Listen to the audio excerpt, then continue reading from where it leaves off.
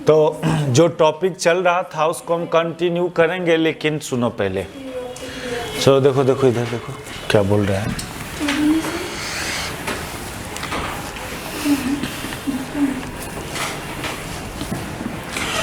कुछ न्यूमेरिकल पहले magnetic force पर देखिए। मैग्नेटिक फोर्स का कंसेप्ट क्या बताया गया था, ये चीज ध्यान रखोगे। Magnetic force on A current carrying wire, इसको याद कर देते हैं पहले। देखो, मैग्नेटिक फोर्स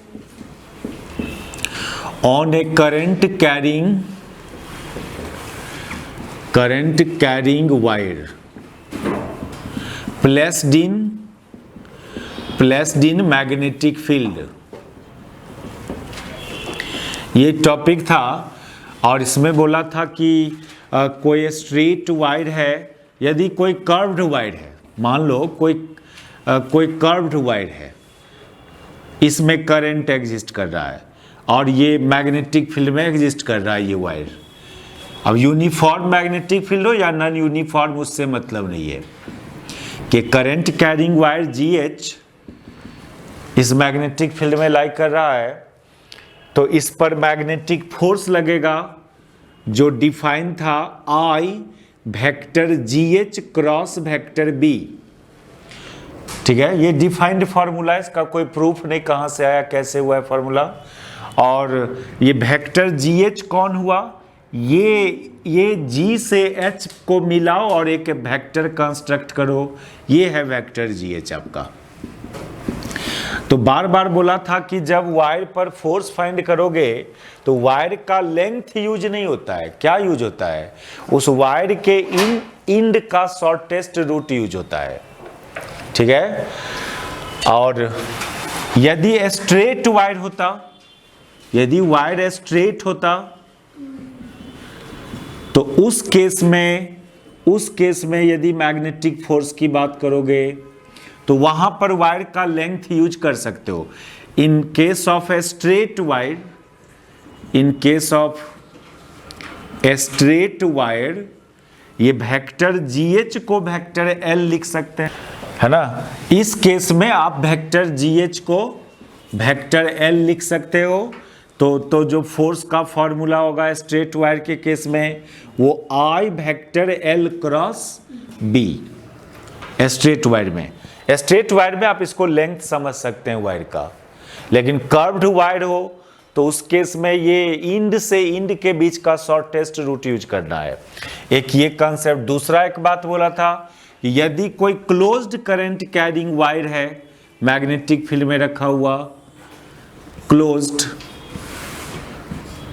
तो इस पर मैग्नेटिक फोर्स, देखिए ओरिजिनल फॉर्मूला तो मैग्नेटिक फोर्स का ये है कि आप पहले एक एलिमेंट कंसीडर करें उस वायर में से, उस एलिमेंट को वेक्टर DL से डिनोट करोगे और उस एलिमेंट के पोजीशन पर क्या मैग्नेटिक फील्ड है वो मैग्नेटिक फील्ड पता करो, फिर इस एलिमेंट पर फोर्स निकालना, उस एलिमेंट पर वाला फोर्स को DF से डिनोट करेंगे और ये डिफाइन है, यदि इसमें करंट है I तो ये डिफाइन है वेक्टर DL क्रॉस वेक्टर क्या B।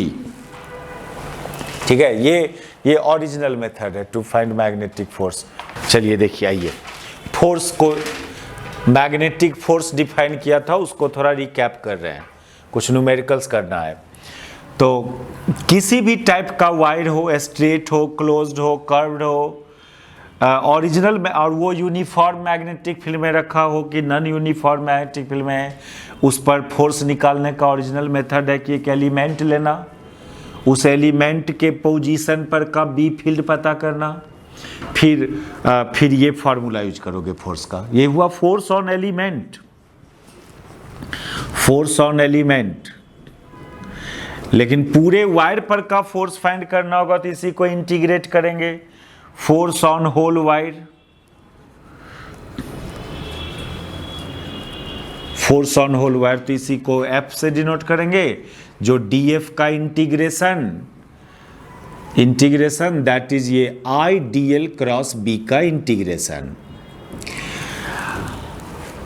यदि डायरेक्ट ये सब फॉर्मूला किया तो ये सब के लिए जरूरी है कि मैग्नेटिक फील्ड यूनिफॉर्म होना चाहिए। ये फॉर्मूला सब यदि यूज कर रहे हो फोर्स का, तो इसमें बी फील्ड को यूनिफॉर्म बी फील्ड के लिए ये फॉर्मूला वैलिड है, फॉर यूनिफॉर्म बी फील्ड। यहीं पर देखो ना, यदि बी फील्ड यूनिफॉर्म होगा तो इंटीग्रेशन से बाहर आ जाएगा, खाली डीएल का इंटीग्रेशन है, डीएल का इंटीग्रेशन वेक्टर जीएच आएगा नहीं। तो ये, लेकिन ये जनरल मेथड है फोर्स निकालने का। लेकिन force on current carrying loop की बात हो तो फिर इस इंटीग्रल में force on current carrying loop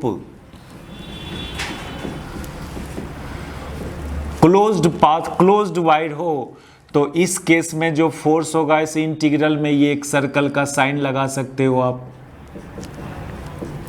है ना।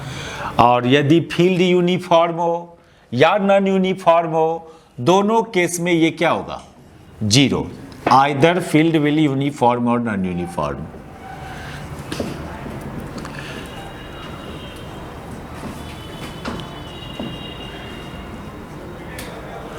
यूनिफॉर्म बी फील्ड के केस में ये जीरो हुआ, इसको उतारिए सब रिजल्ट को एक जगह, हमको कुछ न्यूमेरिकल्स करना है मैग्नेटिक फोर्स पर, इस रिजल्ट को उतारो।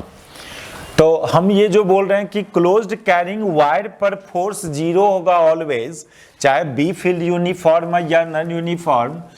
नॉन यूनिफॉर्म बी फील्ड के केस में जीरो होगा कि नहीं होगा, ये तो थोड़ा सिचुएशन पर डिपेंड करेगा, लेकिन यूनिफॉर्म बी फील्ड के केस में जीरो होगा, ये इजीली प्रूव किया जा सकता है इस बात को। यदि बी फील्ड यूनिफॉर्म हो तो आप क्या करोगे, ये जो वेक्टर आई, तो करंट तो कांस्टेंट एसटीडी करंट होता है, सब हर टाइम पर करंट सेम होता है, वो तो इंटीग्रेशन से बाहर रहेगा ही। ये वेक्टर डीएल का इंटीग्रेशन अक्रॉस बी को बाहर कर देंगे। बी यदि यूनिफॉर्म होगा तो उसको भी इंटीग्रेशन से बाहर कर देंगे, बाहर उस साइड करेंगे, इस साइड नहीं। क्रॉस प्रोडक्ट है, क्रॉस प्रोडक्ट में ऑर्डर का ख्याल रखना है। और ये इंटीग्रल ही जीरो हो जाता है, ये जो इंटीग्रल है यही जीरो हो जाता है for closed current carrying loop के केस में। ये डीएल का इंटीग्रल करना मतलब बहुत सारे एलिमेंट्स है, सब एलिमेंट्स का वेक्टर सम करना, ये मीनिंग। और वेक्टर का रूल से ये चीज जीरो। यदि कोई क्लोज्ड पाथ हो तो इसमें बहुत सारे एलिमेंट्स वेक्टर है, DL1 DL2 DL3, और वेक्टर का कहना है कि बहुत सारा वेक्टर यदि एक ही सेंस में हो तो उसका रिजल्टेंट क्या होता है, जीरो होता है। ये दो तीन वेक्टर से करके देखो ना, एक वेक्टर ये और एक वेक्टर ये, इस तीनों का रिजल्टेंट कितना, जीरो। रिजल्टेंट होने के लिए कम से कम एक वेक्टर का ऑर्डर उल्टा होना चाहिए था, नहीं, इसलिए जीरो हो जाता है। तो यही कंसेप्ट है मैग्नेटिक फोर्स का। अब देखिए कुछ क्वेश्चंस, एक बहुत सिंपल छोटा सा क्वेश्चन 7 नंबर बनाते हैं हम। 7 नंबर में एक 10 centimetre long portion of a straight wire है, उसमें करंट गिवन है और वो एक magnetic field 0.1 Tesla magnetic field में 53 डिग्री पर रखा हुआ है, तो उस पर फोर्स फाइंड करना है। ये तो बहुत एकदम डायरेक्ट सिंपल क्वेश्चन की एक straight current carrying wire having current 10 ampere kept in uniform magnetic field.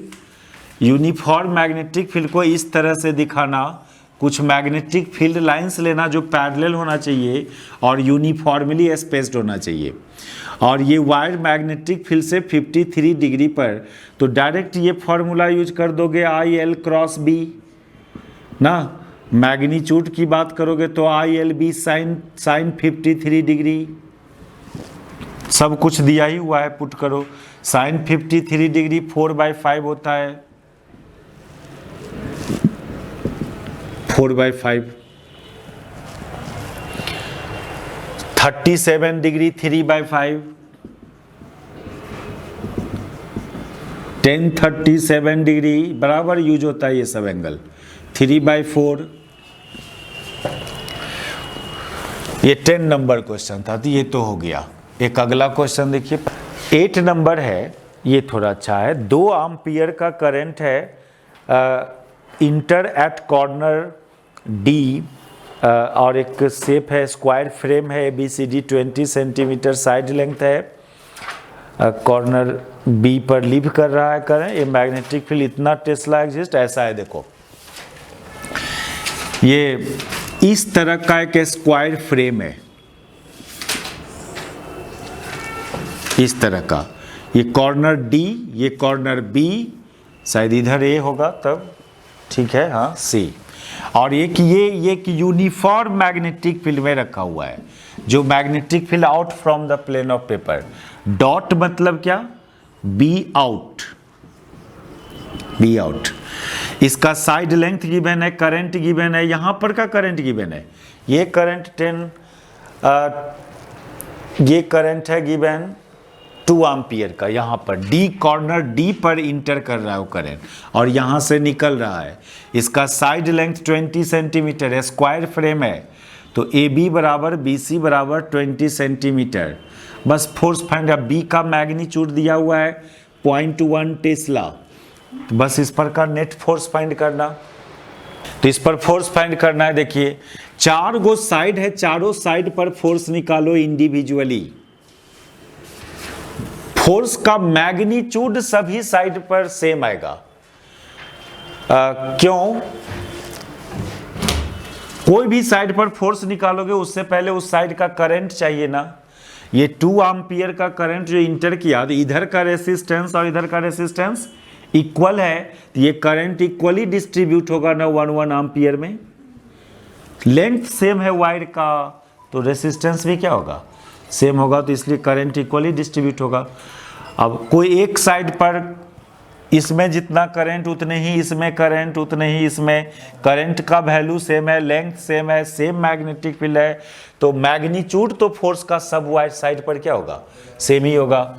Magnitude of force on each side will be same, magnitude of force on each side will be same ना।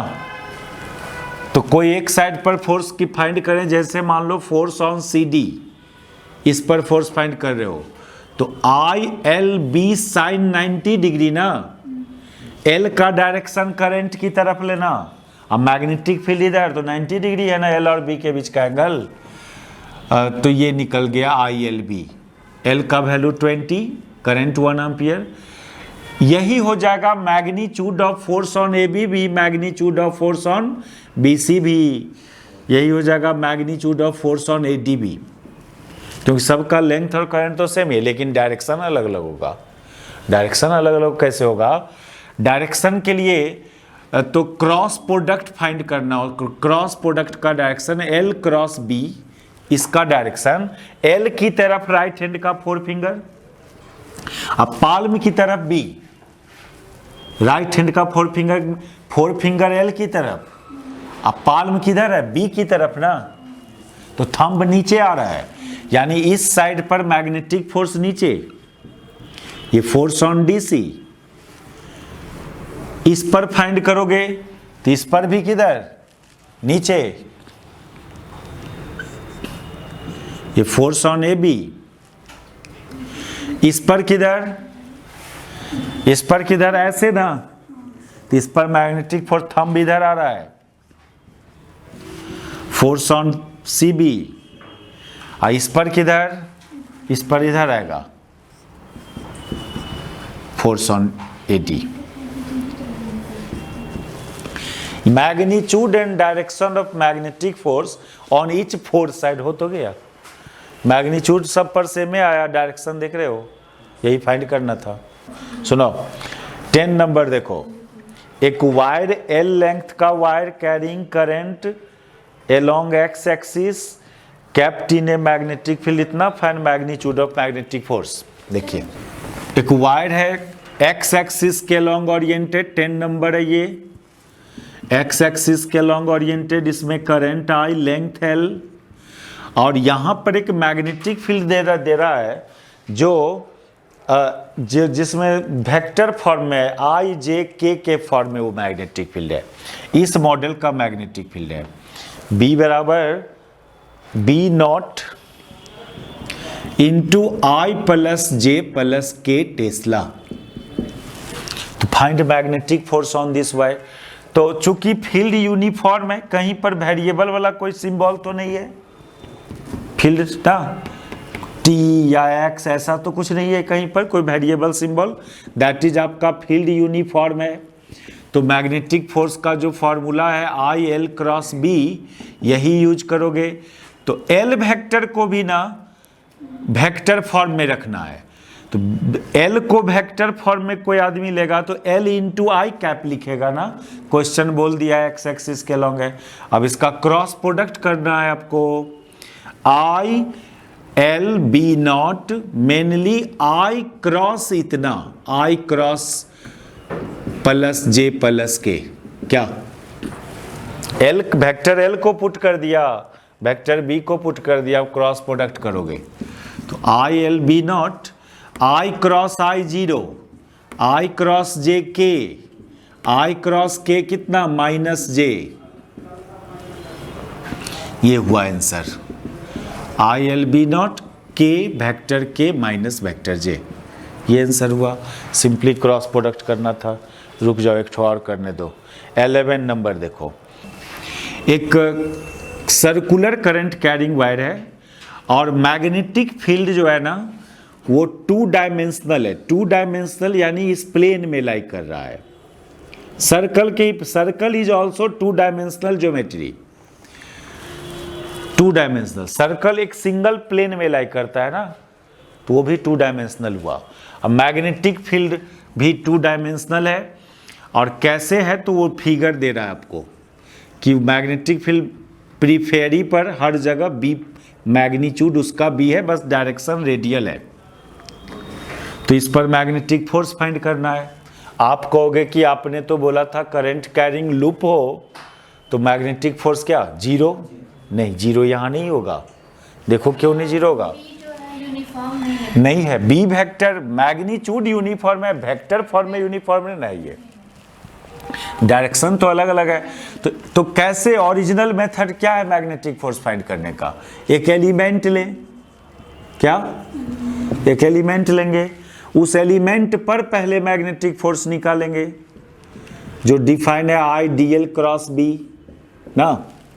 इसका magnitude की बात करोगे तो I D L B sine कितना degree 90, क्योंकि ये radial direction में है और ये B D L tangential direction में है 90 डिग्री। तो इस एलिमेंट पर का मैग्नीट्यूड हुआ आई डी एल बी। अच्छा, अब नेट मैग्नेटिक फोर्स के लिए रिजल्टेंट इसको नहीं उतारे हैं ना, रुक जाइए। रिजल्टेंट मैग्नेटिक फोर्स के लिए आप ये काम करना, वेक्टर फॉर्म में इंटीग्रेट करना, ना कि मैग्नीट्यूड फॉर्म में। ये काम मत करना, ये काम नहीं कर सकते हो आप। क्यों? वेक्टर क्वांटिटी को वेक्टोरियली ना ऐड किया जाता है कि अलजेब्रिकली? फोर्स वेक्टर क्वांटिटी है ना।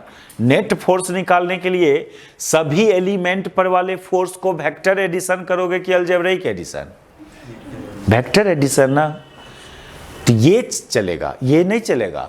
ये भी कहीं कहीं चलेगा जहां पर हर एलिमेंट पर फोर्स का डायरेक्शन सेम हो, तब ये चलेगा। It is true only when, not always, ऐसे लिख देते हैं यहां पर, नॉट ऑलवेज। ये हमेशा नेट फोर्स के लिए नहीं करना है। ये F बराबर integral of D F is true only when force on each element will be in same direction.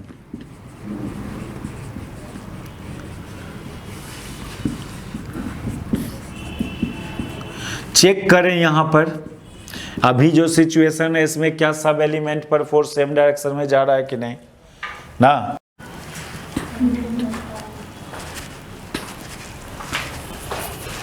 सभी एलिमेंट पर फोर्स का डायरेक्शन अंदर है। तो इस क्वेश्चन के लिए here we observe that force on each element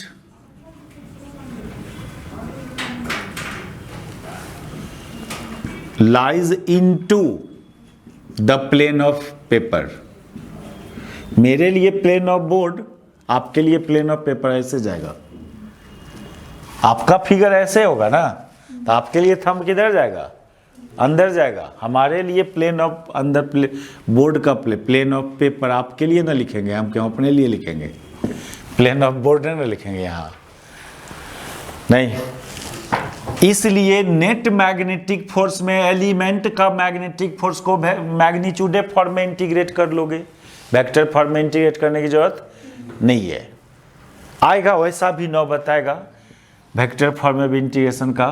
तो डीएफ का मैग्नीट्यूड था आई, बी तो बी का मैग्नीट्यूड तो सब जगह सेम है ना, बी का मैग्नीट्यूड इस बाउंड्री के हर पॉइंट पर सेम है, तो वो भी इंटीग्रेशन से बाहर आ जाएगा। खाली किसका इंटीग्रेशन?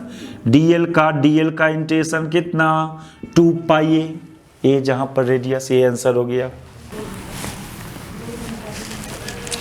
13 नंबर में एक सर्कुलर करंट कैरिंग लूप है जिसका सेंटर जेड एक्सिस पर है, 0 0 डी।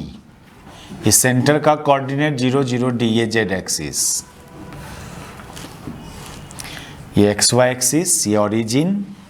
और यहां पर एक मैग्नेटिक फील्ड है B equal to B nought E R, where E R denotes the unit vector along, यानी ऐसा मैग्नेटिक फील्ड इस डायरेक्शन में है। B बराबर B not into E R cap. ये ई आर कैप ये यूनिट नॉर्मल यूनिट वेक्टर इस दिशा का डायरेक्शन को डिनोट कर रहा है, ई आर कैप, है ना। अब जैसे कि ऐसे होगा तो, और यहाँ ओरिजिन है, तो यहाँ का मैग्नेटिक फील्ड इस दिशा में, यहाँ का मैग्नेटिक फील्ड इस दिशा में, है ना। समझ में आया बात? इस तरह का मैग्नेटिक फील्ड है, इसका रेडियस गिवन है, इस पर फोर्स फाइंड करना है। तो यहाँ पर एक एलिमेंट कंसीडर करोगे, कहीं पर एक एलिमेंट लोगे, और तो उसके बीच का एंगल पता करना होगा आपको। एक एलिमेंट यदि लेते हो आप यहाँ पर DL, तो इसके बीच का ये एंगल पता करना होगा, और ये एंगल बराबर होगा इस एंगल का।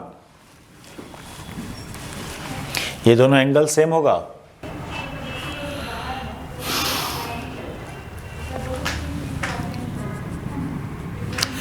ये तो 90 डिग्री, ये तो इसका रेडियस है और ये इसका टेंजेंट है, नहीं, ये तो 90 डिग्री। और यही एंगल पता करना है कितना होगा, तो देखो, और ये भी कितना है? 90 है। ये थीटा माना तो ये कितना? 90 माइनस थीटा, नहीं। अब पूरा कितना होता है? पाई ना, इसको अल्फा मान लो। तो 90 पाई बराबर हो जाएगा 90 minus theta plus 90 plus alpha ना। तो ये plus pi by 2 plus pi by 2, pi cut जाएगा, इसलिए अल्फा बराबर कितना? थीटा। ये 90 हुआ, ये समझ में आया ना, क्योंकि एलिमेंट लिए हो तो एलिमेंट टेंजेंशियल डायरेक्शन में होगा, तो ये हो गया। तो अब हम लोग को इस एलिमेंट पर मैग्नेटिक फोर्स की बात करेंगे, DF फोर्स ऑन एलिमेंट। तो ये I DL इंटू मैग्नीट्यूड की बात करें, DL into B into sine, इस दोनों के बीच का एंगल कितना निकला? थीटा निकला ना। अल्फा बराबर कितना? थीटा। तो साइन थीटा, और चूंकि ये दूरी तो सब पॉइंट के लिए सेम होगा ना, तो नहीं, ये डिस्टेंस इस पॉइंट के लिए भी सेम, इस पॉइंट के लिए भी तो नहीं ना, हॉरिजॉन्टल सर्कल है। तो जब ये दूरी सेम है, इसके यानी इसके पेरिफेरी पर भी बी फील्ड का मैग्नीट्यूड सेम रहेगा, और कहीं भी कोई एलिमेंट होगा वो बी फील्ड से कितना एंगल बना रहा होगा? थीटा ही एंगल। जैसे वो केस था, ये वाला केस, कि हर जगह बी फील्ड और डीएल के बीच का एंगल 90 था, वहाँ सिमिलरली यहाँ पर हर जगह बी फील्ड और डीएल के बीच का एंगल थीटा होगा, और मैग्नीट्यूड सेम होगा। तो इसमें टोटल फोर्स फाइंड करने के लिए आई बी साइन थीटा सब बाहर हो जाएगा, डीएल का इंटीग्रल जो 2 पाई ए। तो आई बी साइन थीटा 2 पाई ए, लेकिन साइन थीटा, ये थीटा दिया हुआ तो नहीं है, तो वो आप इससे फाइंड करना। ये हाइट d दे दिया ना, इस लूप का सेंटर का कोऑर्डिनेट d है, तो ये हाइट d है, ये रेडियस दे दिया है a, तो साइन थीटा नहीं निकल जाएगा, साइन थीटा हो जाएगा पर p/h, कितना p/h हो जाएगा, यानी आई बी इंटू पी का वैल्यू a और h का वैल्यू कितना, h का वैल्यू कितना d² प्लस a² का रूट, ये राइट एंगल ट्रायंगल इंटू फिर उधर है कितना 2π, ये आंसर हुआ इस पर का मैग्नेटिक फोर्स। इसका फोर्स नीचे लगेगा ना सबका, डायरेक्शन, डायरेक्शन तो चेक करना होगा। मान लो इधर एलिमेंट है और बी फील्ड इधर है, बी फील्ड ऐसे है, तो dl क्रॉस b ऐसे हाँ नीचे जाएगा। एक 14 नंबर देखो,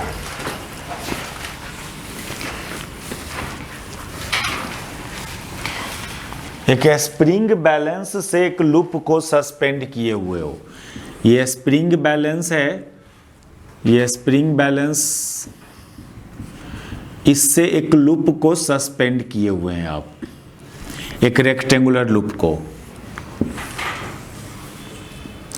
जो और इसका जो लोअर पोर्शन है वो यूनिफॉर्म मैग्नेटिक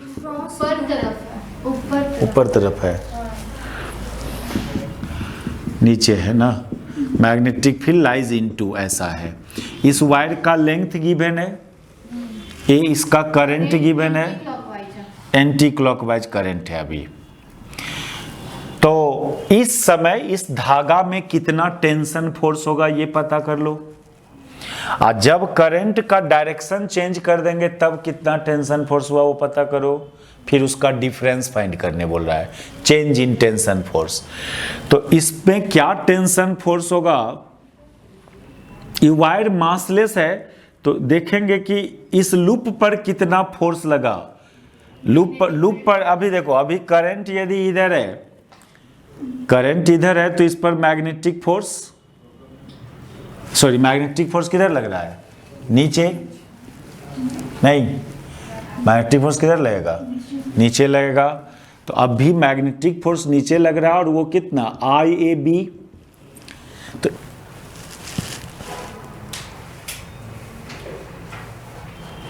यदि वायर में मास मान लें तो यहां पर ये टेंशन IAB प्लस कितना mg, लेकिन यदि करंट का डायरेक्शन को रिवर्स करते हो इस सेंस में करंट का, तो अब फोर्स का डायरेक्शन तो ऊपर हो जाएगा IAB ना, लेकिन वेट तो अभी भी mg नीचे। अब टेंशन T2 मान लो, तो T2 बराबर कितना, T2 बराबर कितना mg माइनस, ऐसे देखो ना, ऐसे देखो ना, T2 प्लस IAB बराबर कितना mg, तो ना, तो T2 बराबर mg माइनस IAB, इसलिए चेंज इन टेंशन फोर्स कितना, ये लिखे थे ना, नहीं लिखे थे, ये नहीं लिखे थे, वो फिगर नहीं ड्रॉ किए थे, हो गया था नहीं वाला, अच्छा क्वेश्चन था, इसको नहीं लिखोगे, चलो देखो। तो इसलिए चेंज इन टेंशन फोर्स जो हो जाएगा T2 माइनस T1, यानी mg माइनस IAB माइनस, या T1 माइनस T2 करो, कोई दिक्कत नहीं, T1 माइनस T2 करोगे तो ये हो जाएगा IAB plus mg minus IAB बराबर 2IAB, ये आंसर हुआ। यानी वायर में मास मान के चलना है, नेग्लिजिबल मास नहीं दिया नहीं है, मास भी नहीं मानिएगा फिर भी आ जाएगा सर 2IAB।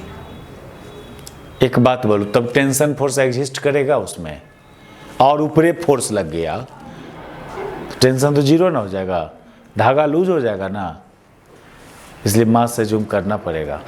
हमने तो पहले वही सोचा था।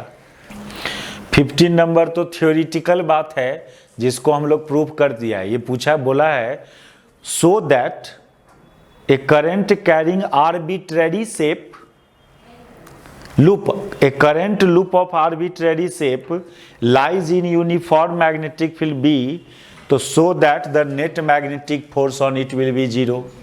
क्यों कैसे प्रूव होगा, वेक्टर dl का इंटीग्रेशन जीरो हो जाएगा। इसलिए क्या वेक्टर डीएल का इंटीग्रेशन आर्बिट्रेरी लूप हो चाहे सर्कुलर लूप हो या कोई भी लूप हो। क्लोज लूप हाँ अच्छा 16 नंबर में बोल रहा है prove that the force acting on current carrying wire joining two fixed point A and be in uniform magnetic field is independent of the shape of the wire. Zero, तभी तो zero ना। कोई wire था उसके end को join कर दिया तो लूप ना बन गया, वो तो लूप बन गया तो फोर्स क्या हो जाएगा, जीरो हो जाएगा। 17 नंबर में एक सेमी सर्कुलर रेडियस है 5 सेंटीमीटर का, उसमें करंट गिवन है, एक मैग्नेटिक फील्ड इतना टेस्ला का एग्जिस्ट कर रहा है perpendicular to the plane of wire, तो find magnitude of magnetic force. अभी बोल रहा है इसमें 17 नंबर में एक सेमी सर्कुलर वायर है, उसमें करंट गिवन है, उसका रेडियस गिवन है और उसके प्लेन के परपेंडिकुलर मैग्नेटिक फील्ड अप्लाई किए हो आप। इसमें करंट गिवन है, इसका रेडियस गिवन है, मैग्नेटिक फील्ड इसके प्लेन के परपेंडिकुलर है। अब इनटू है या आउट उससे मतलब नहीं है, इस पर मैग्नेटिक फोर्स फाइंड करना है। तो ये इंड जी, ये इंड एच, तो एफ बराबर क्या, I vector G H cross vector B. Wire के शेप से मतलब नहीं है, इंड का शॉर्टकट रूट लेंगे ना, नहीं। और मैग्नीट्यूड की बात करना है तो I G H B sine 90, vector G H तो इसी प्लेन में होगा ना जिस प्लेन में लूप है आपका। आप मैग्नेटिक फील्ड उस प्लेन के परपेंडिकुलर है, that is 90 degree vector G H और बी के बीच का एंगल। जी एच वेक्टर उसी प्लेन में, और जी एच की जगह क्या डालोगे, 2r। जी एच की जगह कितना, 2r। ये r तो यहां से यहां तक का लेंथ 2r, ये आंसर हुआ। अरे क्वेश्चन पिछले क्लास में इस मॉडल का बताए थे हम, एक सर्कुलर क्वाड्रेंट बत लिया था, करंट आई, इसका रेडियस आर, मैग्नेटिक फील्ड, तो find force on this wire.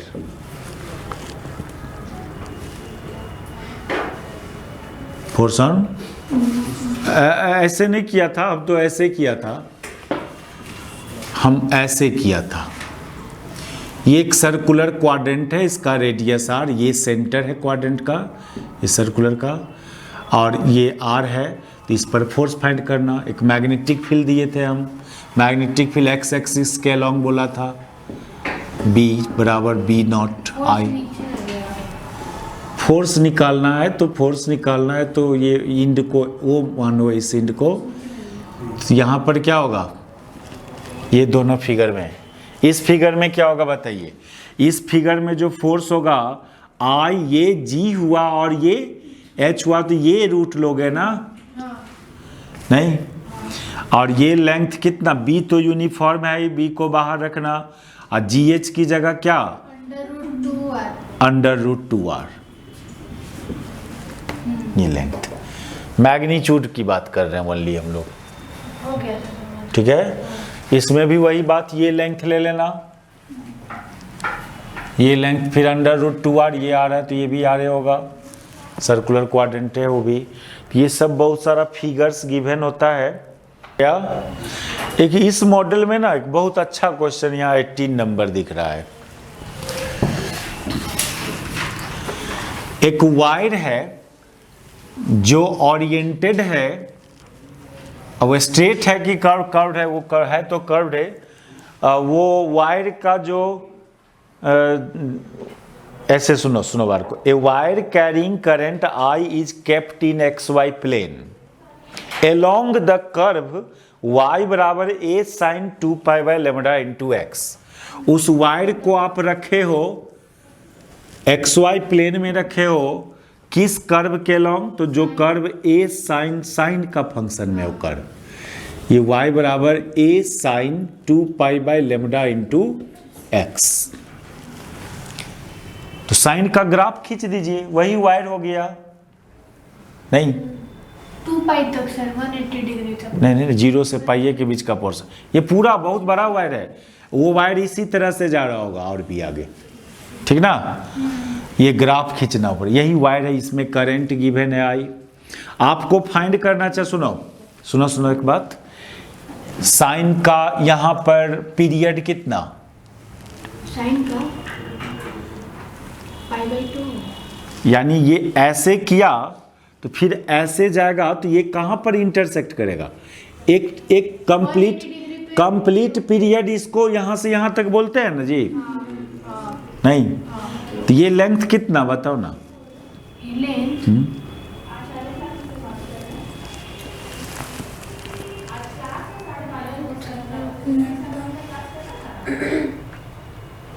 ये लेंथ कितना ले, अरे मूर्ख, टाइम के टर्म्स में बात करते नहीं कि सबका अल्टरनेटिंग करंट चैप्टर और कभी नहीं पढ़ो। मान लो ये ओमेगा टी है, तो टाइम के टर्म्स तो ये ऐसे लेता था, इस लाइन पर टाइम, इस लाइन पर वाई, तो ये यहाँ पर ये लेंथ कितना, ये लेंथ टाइम के टर्म्स में लोगे, वहाँ पर वो लेंथ के टर्म्स में लोगे, क्योंकि एक्स है, यहाँ का वेरिएबल एक्स है, यहाँ का वेरिएबल टाइम है, तो क्या यूज होगा, ये सब नहीं पता है पहले से। आएगा वाइब्रेशन चैप्टर पढ़ेंगे, अल्टरनेटिंग करंट चैप्टर सब तो और क्लियर हो जाएगा। लेकिन सुनो क्या होगा, ये लेंथ एक कंप्लीट पीरियड बोलते हैं इसको, यानी इतना लेंथ के बाद ग्राफ फिर रिपीट हो रहा है, नहीं तो इसको पीरियड बोला जाता है।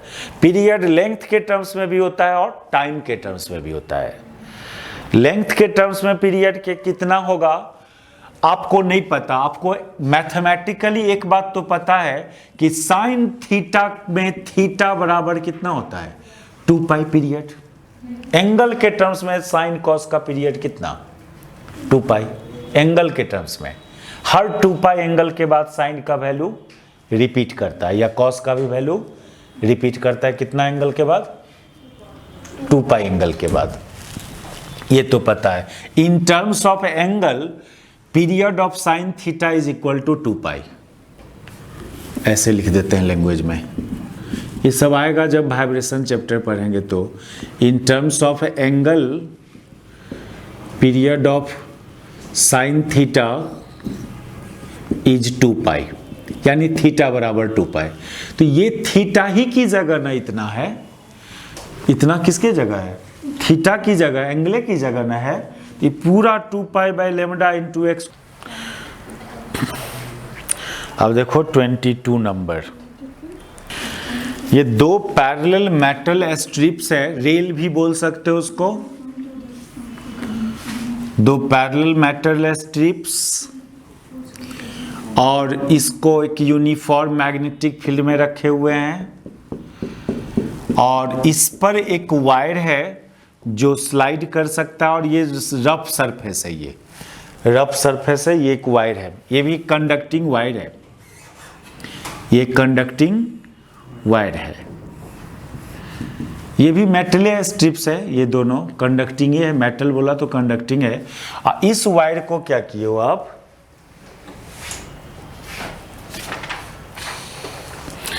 यहां पर, अब यहां पर वायर मत समझना, सुनो, इसको थोड़ा मोटा दिखा दो, इसको पतला ही दिखाओ, और इसको हम लोग क्या किया ना, एक बैटरी से कनेक्ट कर दिया, एक बैटरी से कनेक्ट किया,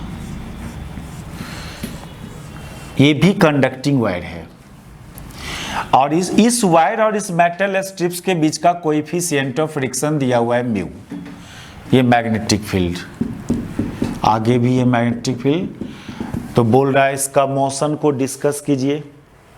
ये लेंथ L है, ये लेंथ L, और ये सेपरेशन B, ये सेपरेशन B, तो describe motion of the wire, इस वायर का मोशन को डिस्क्राइब करना। इतने हाउ फार, फिर बोल रहा है how far from the strips will the wire reach. देखो मोशन डिस्क्राइब करने में क्या होगा, स्विच भी है यहाँ पर लगा हुआ, स्विच को जब ओपन क्लोज करेंगे तो क्या होगा, स्विच था, स्विच को क्लोज करना है, जब स्विच को क्लोज करोगे बैटरी का पोलैरिटी है ऐसे, स्विच क्लोज करोगे तो क्या होगा, इस सेंस में करंट ऐसे आएगा, ना। इस सेंस में जब करंट आएगा, स्विच को क्लोज करने से करंट आएगा, तो ये मैग्नेटिक फील्ड इधर है जो फोर्स लगाएगा इस वायर पर, ऐसे फोर्स लगा, सॉरी हाँ, करंट इधर पाल्म को मैग्नेटिक फील्ड की तरफ, तो मैग्नेटिक फोर्स ऐसे लगेगा, इधर एक मैग्नेटिक फोर्स लगेगा, वो कितना आई बी बी, ये लेंथ बी ए लेंथ पर वायर पर ना फोर्स लगेगा, मैग्नेटिक फील्ड इतना फोर्स लगेगा, तो ये वायर एक्सेलरेट करना स्टार्ट करेगा, तो उस पर एक फ्रिक्शन फोर्स लगा रहा है ये वायर,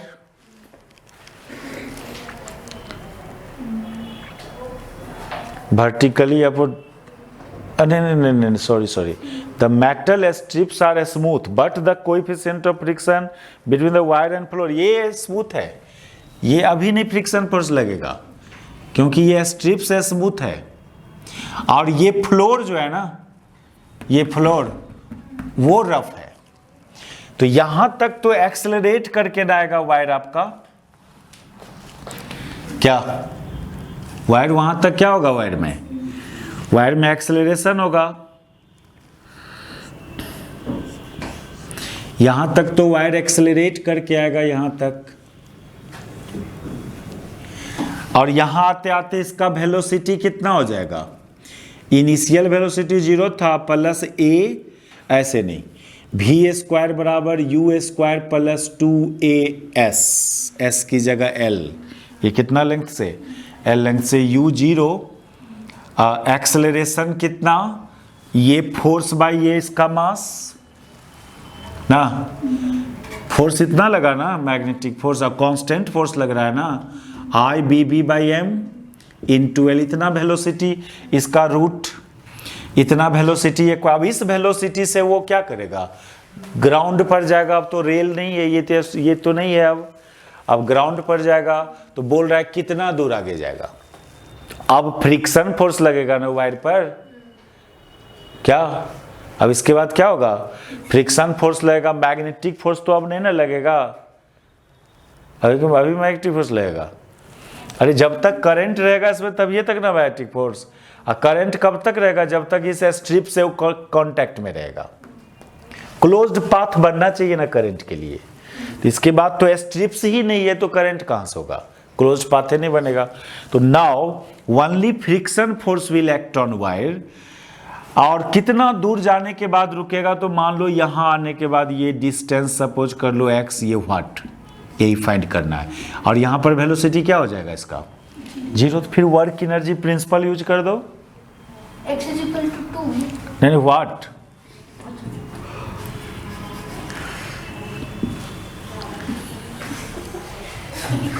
यही फाइंड करना है, ठीक ना, ये फाइंड करना है, तो कैसे फाइंड करेंगे, ये वेलोसिटी पता चल गया, ये तो 0 हो जाना है, कोएफिशिएंट ऑफ फ्रिक्शन दिया, अरे work energy principal, work done by friction force बराबर चेंज इन काइनेटिक एनर्जी, तो ये अप्लाई करना यहां से यहां के बीच में, तो यूजिंग वर्क एनर्जी प्रिंसिपल,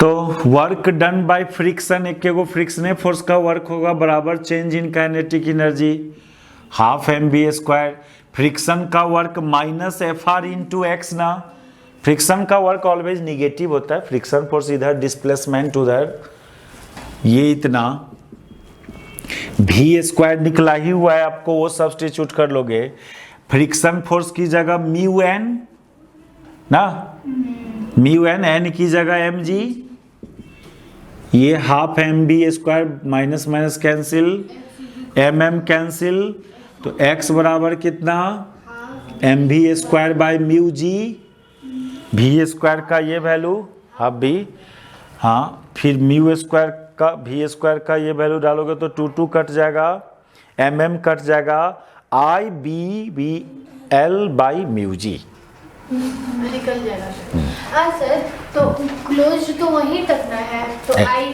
कहाँ तक क्लोज, यहीं पर क्लोज है, आई मेटल यहाँ आ जाएगा तो यहाँ आएगा, तो क्लोज अभी भी नहीं है, ये तो मेटले वायर है ना, करंट नहीं जाएगा इसमें, क्लोज है, ये नहीं है सर, फिर देखो क्लोज है, कौन सी क्लोज है? अरे ये वायर वहां पर जाएगा ना। हमने अभी क्या पढ़ा हम लोग? Magnetic force on current carrying wire placed in uniform field.